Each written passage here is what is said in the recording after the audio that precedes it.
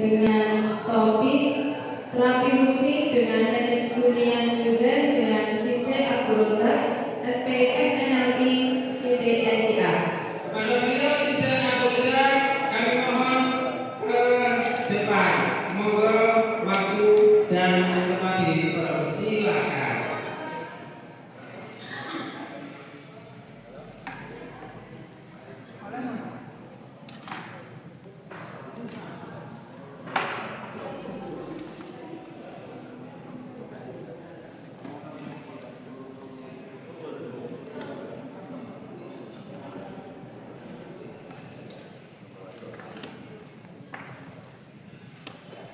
Bismillahirrahmanirrahim. Assalamualaikum warahmatullahi wabarakatuh.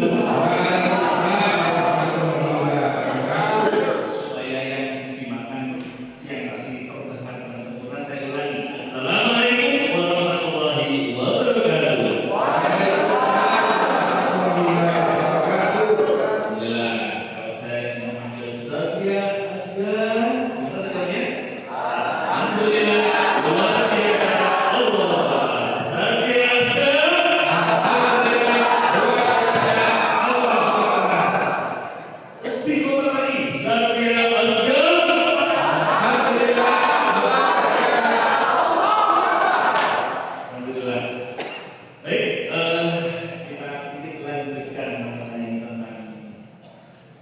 Terapi makanan atau terapi nutrisi ya, tadi saya sudah bicara sama strategi ya. Jadi tumbuhan sama dengan manusia yang awalnya ketika ditanami itu dia nggak tumbuh, kemudian diberikan pupuk berbuah lebat.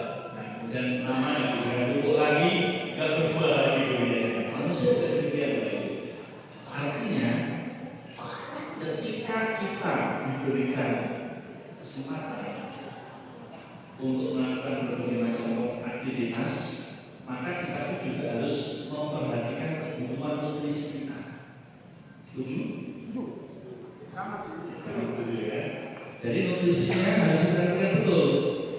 Baik nutrisi dari sudut pandang kandungan seperti pertanyaan saya tadi, maupun nutrisi dari sudut pandang karakter. Jadi sama-sama penting. Dan ini nggak perlu ada pertanyaan mana yang lebih penting, kandungannya atau karakternya, berbeda penting. Soalnya dua-duanya penting. Nah, sederhananya kalau karakternya misalnya ketika ada keluhan karakternya panas, kasih makanan yang sifatnya dingin atau sejuk. Kalau karakter orang yang sedang sakit ini sifatnya dingin, maka berikan nutrisi yang sifatnya hangat atau panas. Nah, nanti tergantung tinggal main aturan atau main ukuran kapan ini diberikan, sampai berapa lama, kemudian sampai batas waktu berapa lama, amati karena masing-masing orang berbeda kebutuhan secara jumlah ataupun secara waktu ya. Baik, next.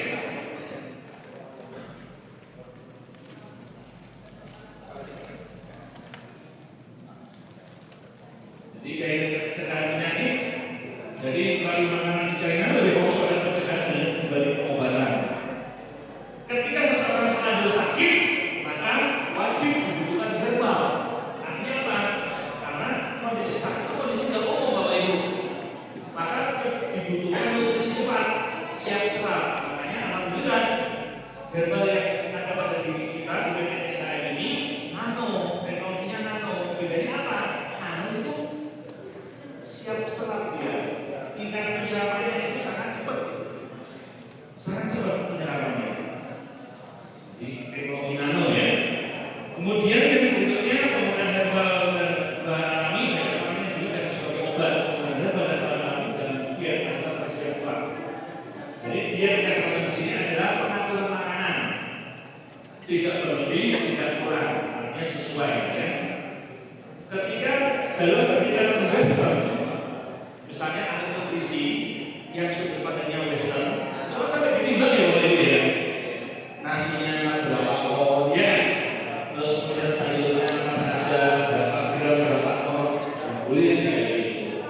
Hanya bagi kita terus pada itu cukup tahu karakternya, ya, cukup tahu karakternya. Oke, next.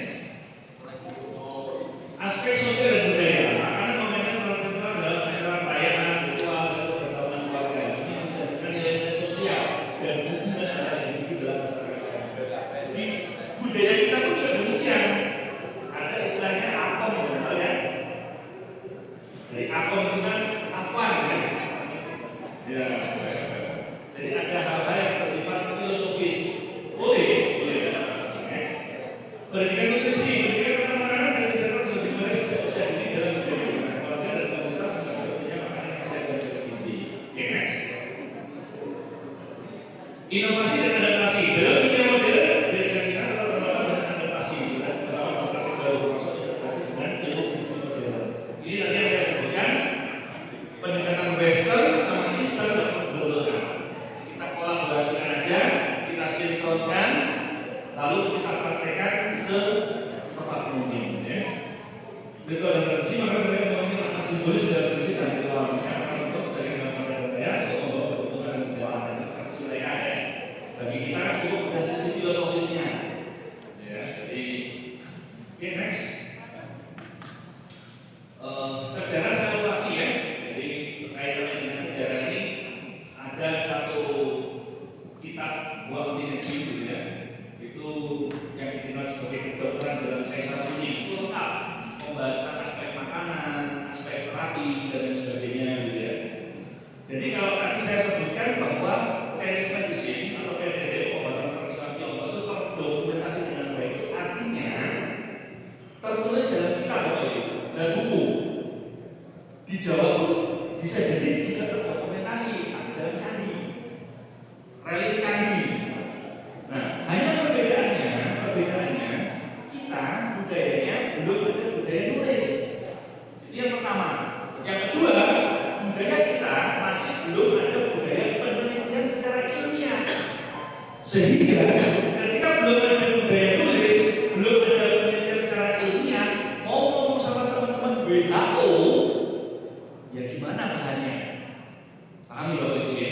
Jadi bisa jadi belum ada budaya nulis, belum ada penelitian secara ilmiah, nah sehingga tidak ada bahan untuk ngomong di sana.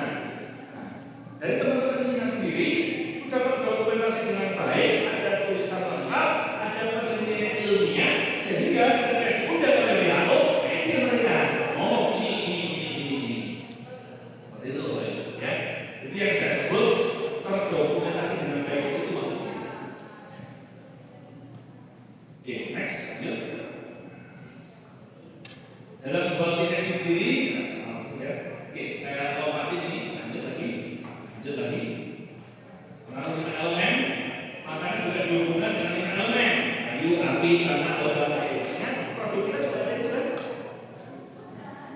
Keunikan, kelebihan produk kita adalah diprobiotikan, dinanokan, itu yang ada di produk yang lainnya. Itu yang mempercepat proses bekerja dengan sangat baik. Itu yang membuat herbal dari PPSM ini bekerja secara seimbang. Artinya kalau ada yang kosong dipenuhi, kalau ada yang kurang dilengkapi, kalau ada yang lebih dibuang. Itu yang disebut keseimbangan.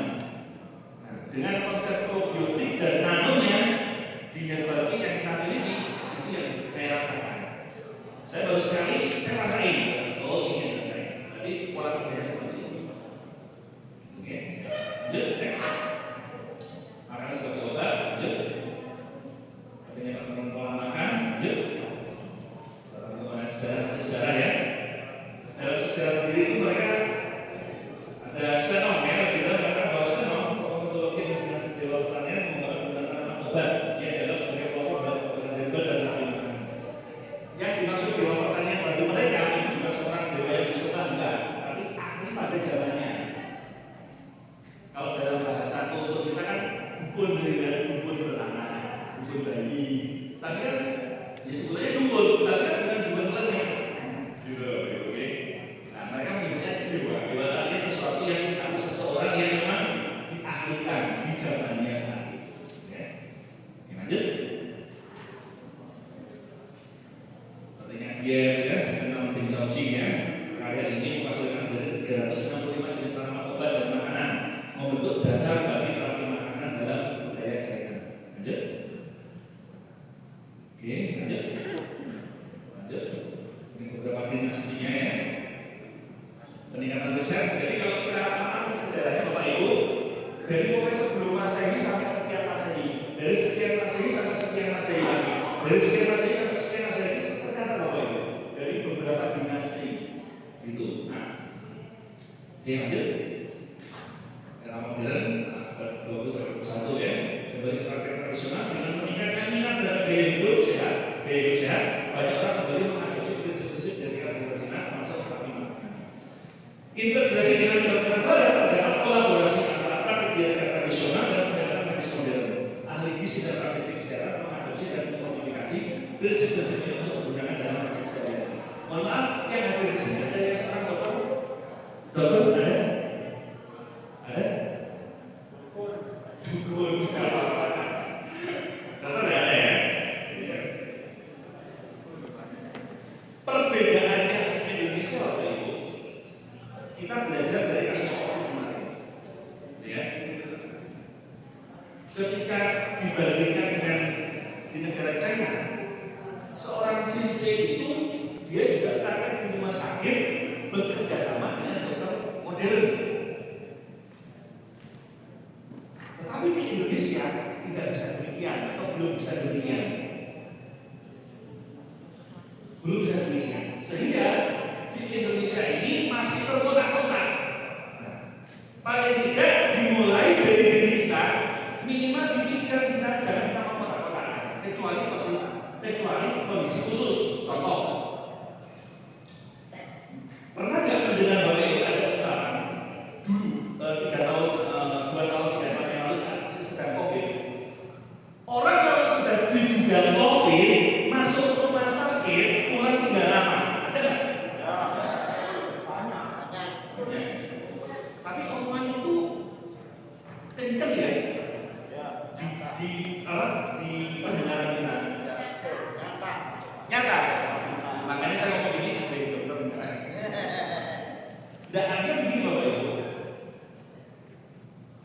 ketika ada satu situasi yang itu di luar kuasa kita dalam tanda kutip, wewenang kita, maka kita harus mengambil alih tanggung jawab itu. Contoh, suatu saat waktu itu saya pribadi indikasi, saya bilang indikasi ya, dugaan, karena saya sedang terkena COVID dengan terserang ciau bahwa muncul diare. Sampai maaf, kentut aja 12. Akhirnya udah rehat selama 2 pekan, menggunakan kunyit dan beberapa herbal lain, alhamdulillah selesai, lewat, sembuh. Di waktu yang berbeda, istri diduga terkena delta. Taunya dari mana? Tulang belakang sakit sampai nggak bisa jalan, ke kamar mandi saja berangkat. Saya ngomong sama istri, ya karena memang aturan di Indonesia seperti itu, saya bilang, "Mah, ini juga delta. Tolong buat pikiran tentang rumah sakit, buat pikiran tentang dokter, abdi tangani. Apapun resikonya, siap saran saya." Loh iya kayak gitu, harus ada akar loh itu. Akar itu menterapi, walaupun itu suami istri. Karena apa saya bilang? Karena sekali kita dibawa ke rumah sakit, ada apa-apa, aku nggak bisa masuk rumah sakit. Sekali aku masuk kamar atau masuk ICU, nggak bisa keluar. Nah ada apa dalam rumah sakit? Pulang udah apa? Mending kalau yang hilang gula beras itu di Indomaret atau di minimarket lain. Banyak hilang nyawa. Mau beli di mana? Siap ya? Siap. 2 pekan itu Bapak Ibu. 2 pekan itu. Rata-rata 2 pekan. Asalkan kita dibaharkan Allah dengan nutrisi. Apa yang harus dilakukan? Sedang seperti apa? Tidaknya bagaimana? Setiap harinya seperti apa? Udah dimainkan. Lebih kurang 20 tahun yang lalu, 18 tahun yang lalu, saya punya pengalaman. Anak saya pertama waktu usia 2 tahun saat itu sempat mengalami sakit ensifalitis. Nanti bisa googling ensifalitis itu apa? Itu infeksi jaringan otak. Saya mengajak berdoa pada Allah, ya tolong. Apa yang bisa dilakukan? Waktu itu sempat, ya karena saya waktu itu tahu kedua di dunia terapi,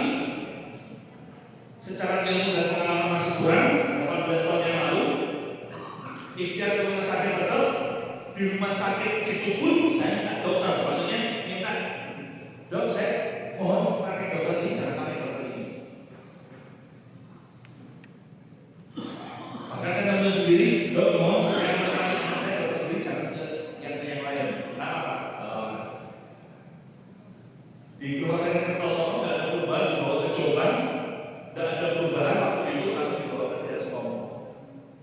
Ditangani salah satu profesor sarjana beserta tim waktu itu.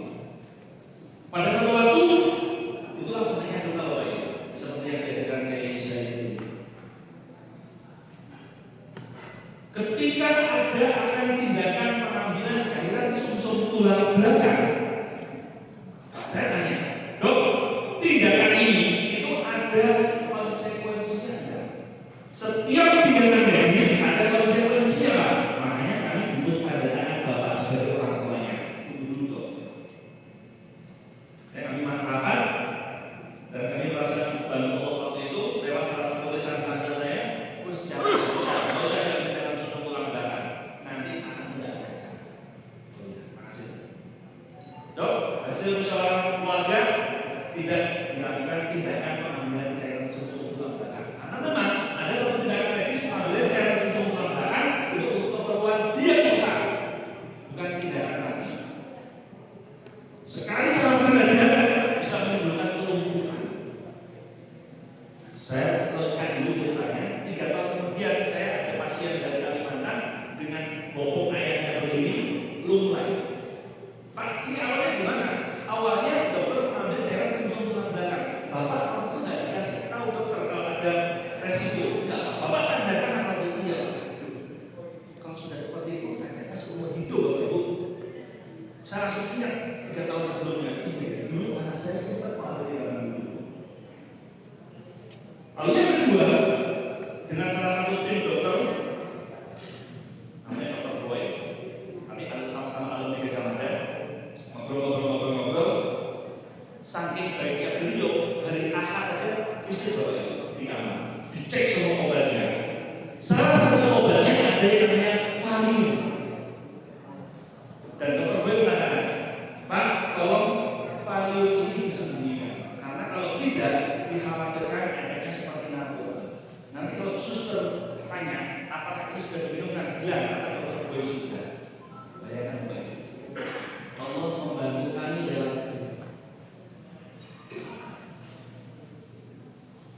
terus waktu itu ada dokter tim lain mengatakan, Pak, anak ini tinggal menunggu keajaiban, kalau nggak meninggal sembuh anak cacat. Itu omongan bahaya Bapak Ibu. Karena saya mendengar langsung omongan itu, saya dekatin dokternya. Dok, saya pilih takdir anak saya sembuh, normal, sehat, pintar, dan solid. Harapannya begitu Pak, insya Allah. Waktu itu setiap kali penanganan kejang, saya ambil dahulu, saya pegang dadanya, saya bacaan Al-Fatihah 7 kali, Al-Fatihah ke-6 reda, Al-Fatihah 7 tidur. Selalu seperti itu, saya berpikir ini rukyah kok nggak cukup, apa yang bisa lakukan? Saya juga sama Allah, ya Allah apa yang bisa berikan untuk menuntaskan. Ada ilham, ada berikan ini, dari Jumat saya minumkan. Dari Jumat saya minumkan. Jumat saya minumkan, alhamdulillah hari Sabtu suhu sudah stabil, sudah mulai tidak kejang, dan waktu itu saya ngomong sama istri, insya Allah bukan depan kita pulang. Betul loh, bukan depan nanti pulang dari Derstomo, bulan depan kami kontrol lagi sekali. Setelah itu full kami dampingi terapinya selama 3 tahun. Lama banget Pak, 3 tahun. Ya dia saat itu lama 3 tahun dibandingkan sekarang. Saya sudah semester 7 mau skripsi. Lewat Bapak Ibu. Artinya apa? Kita sebagai satria Asia ini, peran kita tidak sekedar Anda sakit, obatnya selesai. Enggak, ada unsur dakwah di sini seperti apa yang saya itu. Ada unsur dakwah itu. Ada unsur bagaimana kita menanamkan tauhid, ketergantungan mutlak kepada Allah. Ada ketika ikhtiar, pastikan setiap ikhtiar yang kita lakukan dalam bimbingannya, ya Allah. Sehingga setiap ikhtiar yang kita lakukan ketika dalam bimbingannya, ya Allah, walaupun tindakan kita sederhana, hasil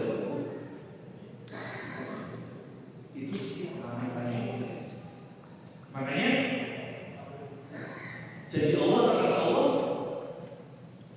Allah akan mengangkat derajat orang-orang yang berilmu dan beriman. Dua ini menjadi motivasi kami untuk selalu belajar dan kami harus ilmu Bapak Ibu. Saya harapkan Bapak Ibu juga demikian, sehingga ketika Bapak Ibu sudah punya iman yang kuat, kembali dengan ilmu yang baik atau ilmu yang menyeluruh dengan konsep berpikir yang benar, tindakan yang benar, maka insya Allah kita semua diberikan hak untuk diangkat, dinaikkan derajat kita. Allahumma begitu Bapak Ibu. Nah, jadi secara next. Ini makanan sebagai obat berdasarkan keseimbangan antara rasa dan nutrisi. Jadi sebenarnya tubuh kita itu punya, Allah itu sudah mendesain tubuh kita itu punya kemampuan untuk mengobati diri sendiri, Bapak Ibu. Tergantung kitanya. Seringkali karena ketidakpahaman diri kita, pola makannya ngawur.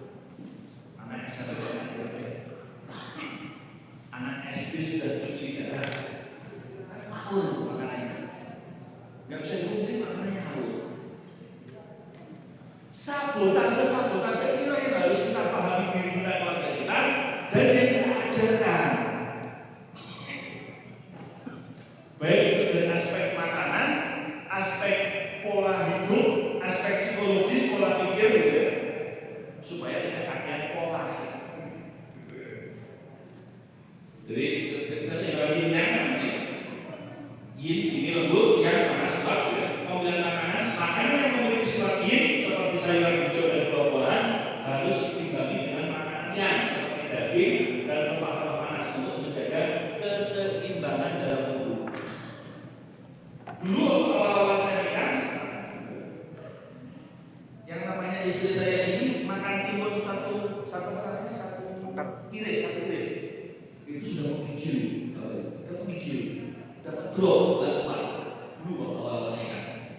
Akhirnya saya minta sisi nutrisinya, alhamdulillah sekarang timun 3-4 hanya sesekali ketika kecapean dengan cuaca hujan deras, misalnya mendung, nggak sengaja minum misalnya sesuatu yang dingin, jus misalnya, tiba-tiba ngedrop masuk angin, yaudah tinggal ayo makan sate kambing. Nah, kalau sudah tubuh terlalu yin, maka harus diseimbangkan dengan yang, dengan makan daging kambing ya. Dari situ ada fresh. Wah, kalau kita nanti enak kalau itu udah main, udah mulai nggak seimbang nih. Kalau panas, jadi didinginkan. Kalau dingin, oke, next. 5 rasa dan 5 elemen. Rasa sebagai terapi dalam etika jana ada 5 rasa dasar: manis, asin, pahit, asam, dan pedas. Masing-masing rasa berhubungan dengan elemen tertentu: kayu, api, tanah, logam, air, dan organ tubuh yang berbeda. Keseimbangan rasa, makanan yang seimbang dari berbagai rasa mendukung kesehatan organ-organ tersebut. Misalnya, rasa manis dapat menenangkan, rasa pedas dapat merangsang atau menguatkan. Jadi kalau kita sedang flu, bagi yang Bapak Ibu yang suka sambal kan, makan sambal pedas, muncul 2 kis. Habis itu ringan, ya. Termasuk misalnya anak yang nggak bisa konsentrasi. Alhamdulillah di produk PT saya ini ada permen yang dikunyah. Nah, ketika konsentrasi pada anak, berarti ada stagnasi darah di otaknya. Nah, itu dulu juga pernah dialami oleh anak saya yang ragil. Ini belajar nggak fokus, kan? Terus kemudian suka marah-marah. Dicek makanannya dari aku sering makan coklat, udah coklatnya jadinya coklat tidak apa-apa, tapi kalau sebenarnya nggak baik kalau pada anak-anak hindari coklat Bapak Ibu, karena terutama pada anak-anak ya, itu akan mengganggu konsentrasi. Tua, kalau kita bagus, kalau tua bagaimana? Kalau tua bau ini tidak apa-apa, tapi kalau terus-terusan boyoknya yang nggak kuat. Serius Bapak Ibu, saya pernah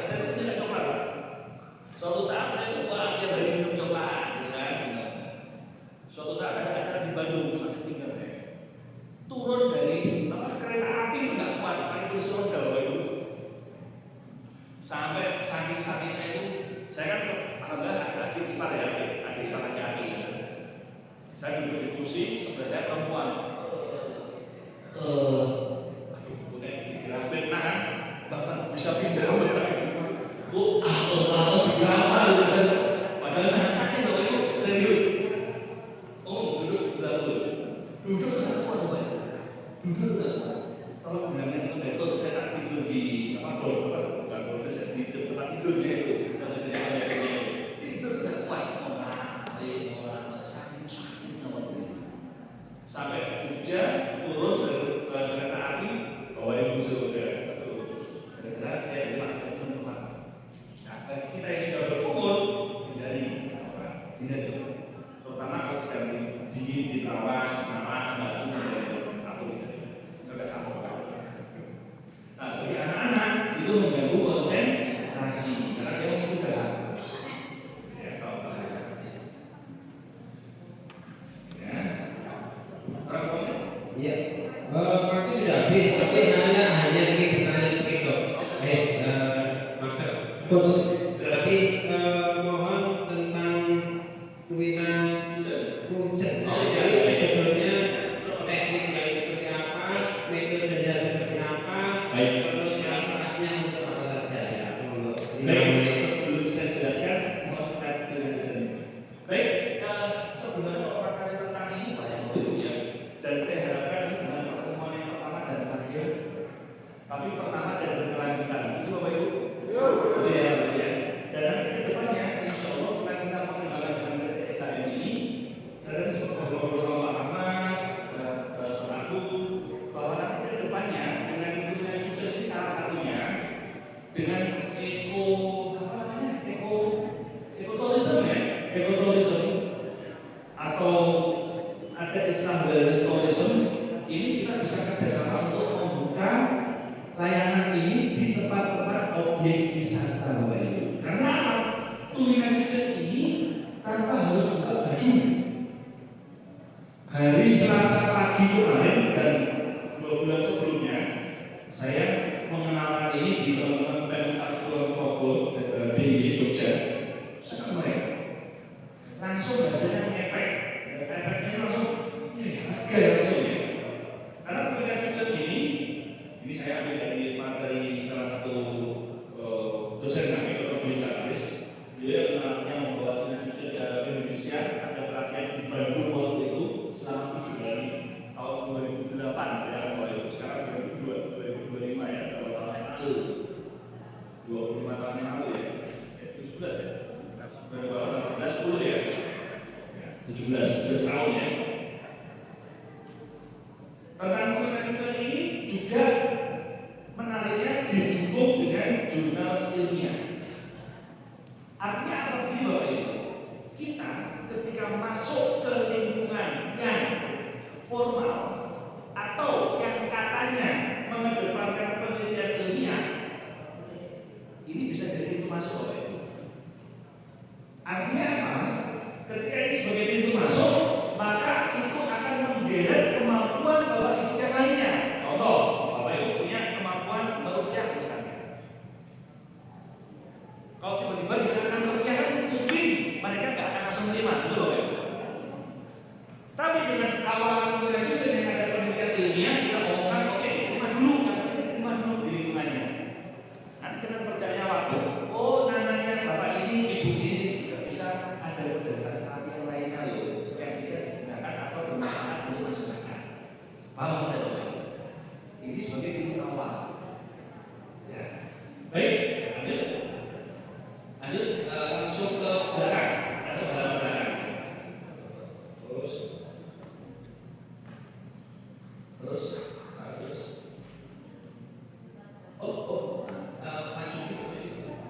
Maju lagi, mundur. Nah, baik. Seperti ini 128 kasus atau selebriti dengan Cucek dibandingkan aku mundur. Tujuan meneliti efek terapi Cucek pada atherosclerosis cerebri. Metode 128 pasien ASN dibagi acak menjadi 2 kelompok, 84 dengan Cucek, 44 kontrol dengan aku mundur. Lama pekan. Hasil dalam memperbaiki sakit kepala, vertigo, Cucek lebih baik daripada aku mundur.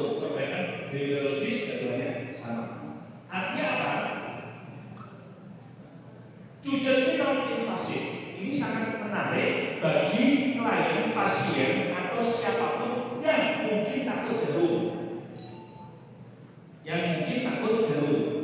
Aku takut jarum nggak mau dibekar, aku takut jarum nggak mau diakupuntur. Misalnya, awalnya bisa pakai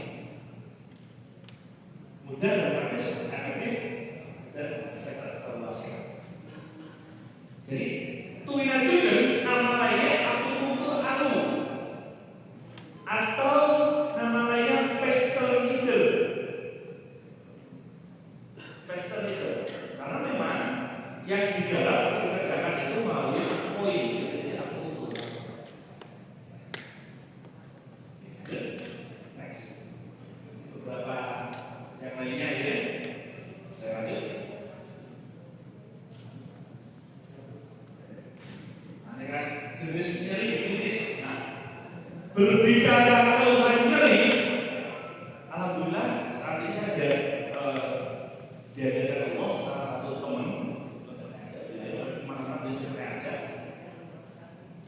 Jadi waktu pipis saja sakit kita ampun. Sampai dia pernah cerita, pingsan di kamar mandi nggak ada yang tahu karena sakit pipis. Waktu itu saya terakhir dilanjutkan bagian minuman, bagian ringan, langsung pipisnya aja loh Pak Ibu. Sejak saat itu alhamdulillah nggak ada keluhan. Cucu yang kedua, sampai sekarang nggak ada keluhan sama sekali setiap kali pipis. Dulu setiap pipis itu mesti ada trauma, harus sakit. Termasuk ketika dia ada keluhan di bagian tangan, karena memang diindikasikan diagnosa dokter medis waktu itu ada sempat gangguan jantung. Ketika saya melihat di bagian punggung atas, alhamdulillah saya tidak ada keluhan sama sekali. Nah, akhirnya kami saling mempraktekkan tuinajujen. Ayo mas, Andi. Ayo mas, kita saling praktek tuinajujen sepekan sekali atau maksimal 2 pekan sekali. Bawah ke atas, bawah ke atas. Nah, itu ada tekniknya Bapak Ibu. Ada waktunya, ada caranya. Dan kami saling mengoreksi, saling merevisi.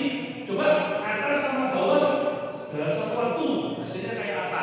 Coba sekarang bawah toh, besok atas toh, terus kemudian atas dan bawah tapi diberi jarak, sehingga kami menemukan pola efektivitasnya ini. Seperti itu. Salah satunya ketika tuinajujen dilakukan di bagian pinggang atau mimban, itu memiliki namanya efek ke depan, bukan efek ke samping. Kalau efek ke depan apa? Yang kalau sehingga nanti tidak ada istilah ketika ibu atau istri ngajak, ayo mas, nggak ada omongan mas lalu lagi. Nah, itu untuk meningkatkan finalitas juga luar biasa, luar biasa. Nah, untuk terapi tuinajujen ini butuh waktu mempraktekkan, karena kita harus memahami dulu. Nah, nanti kedepannya seperti saya berbicara sama teman-teman, insya Allah nanti ada waktu secara offline, dan bisa online Bapak Ibu. Kalau online itu hanya pengetahuan, bisa. Kalau offline hanya pengetahuan loh, googling bisa. Kalau hanya sekedar tahu, Bapak Ibu googling sudah tahu, berarti cukup. Tapi namanya ilmu Allah itu kan kita harus merasakan, iya kan? Harus merasakan, mempraktekkan, merasakan, menghayati, berdoa supaya Allah pahamkan dan kita dipraktekkan. Kuncinya di situ. Makanya ke depannya, insya Allah kita akan adakan pelatihan dari tuinajujen, dan nanti ke depannya juga, insya Allah kita bisa kerjasama dalam PSKM ini. Nanti bagi Bapak Ibu yang siap melakukan praktek di objek wisata dengan ekoturismenya, atau Bapak Ibu misalnya, gimana kalau aku merangkul 10 orang, misalnya lulusan pariwisata, lulusan SMK kesehatan, tak bayarin ikut, nanti mereka tak kelola, tak masukkan, tak kelompokkan sebagai objek wisata di Jawa Timur, bisa. Nah, itulah fungsi dari kita bagaimana menimbulkan entrepreneur selain kita memang juga paham ilmu. Begitu ya Bapak Ibu. Insya Allah demikian. Lalu tunggu waktunya. Nah, gitu. Tadi akan diumumkan nama Rabu, alamat. Apabila itu suatu kebenaran semata datangnya dari Allah, apabila itu suatu kekurangan, kesalahan semata datangnya dari diri sendiri.